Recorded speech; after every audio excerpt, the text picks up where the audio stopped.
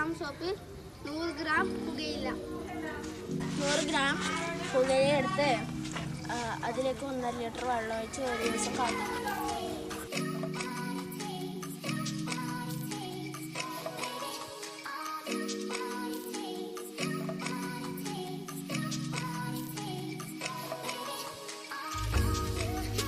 ഇത് നമ്മളുടെ സ്കൂളിലുണ്ടായ വെണ്ടക്ക ചെടിയാണ്. ഇത് കാണുമ്പോൾ തന്നെ അറിയാം ഇതിൽ നിറയെ കീടങ്ങളാണ്. നമ്മളിപ്പോൾ തയ്യാറാക്കിയ പുകയില കഷായം നമുക്ക് ഇതിലേക്ക് എഴുതാം.